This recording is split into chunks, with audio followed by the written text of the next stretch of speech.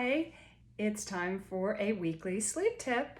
So I had a question from a viewer about what to do because we take things personally. Of course we do in life, and it's really hard to recognize in those moments where we do take things personally that the context, the meaning that things have for us is quite different than for someone else.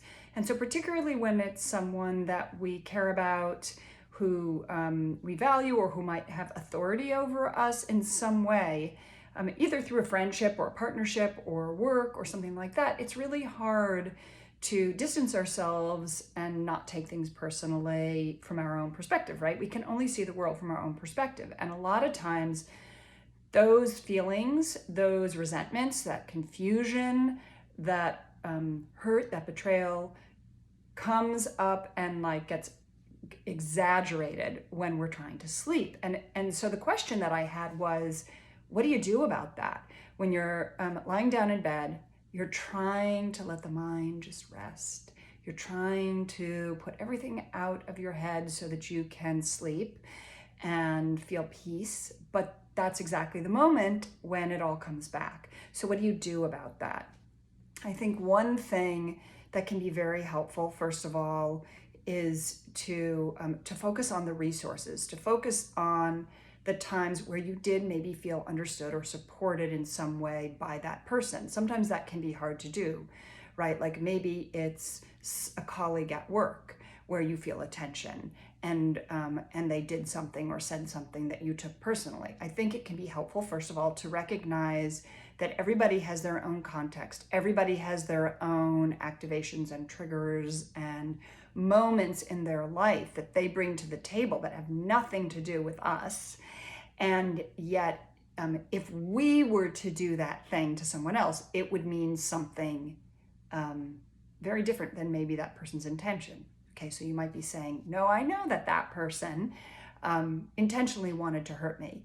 And so again, if we kind of track that back, maybe recognizing that that people act out because they feel vulnerable themselves. So that's kind of a helpful just way to sort of organize it. Also, and maybe even more than that, when it's time to go to sleep, it's time to go to sleep. And so I think that practicing mindfulness in that moment can be the most helpful thing that we can do to help us to sleep. So moving away from the thoughts and into our bodies, I often talk about this, moving energy down in the body, feeling the physical sensation of the body. So feeling the sheets or the blankets and noticing them covering you and how that feels like a protection. That's like a shield. And allowing ourselves to be in that kind of cocoon, that safety of the bed, feeling the bed supporting our back, making contact with our skin, supporting the body, feeling the sheets, feeling the blankets, acting like a cover to protect us from all of those experiences, even the things that we took personally, which made us feel vulnerable. It's helpful to just be present in that moment. Bring the energy down to the limbs, to the hands. What do they feel like? To the feet, to the toes, counting the toes, feeling each toe, feeling the calves and the legs supported by the bed and making contact and being covered and being protected. So those are some things that can bring you into the moment, into the space, away from those spinning thoughts and down into the body. And hopefully this will help you to sleep better. All right, let me know how it goes. I love to hear the comments. I love to hear the questions.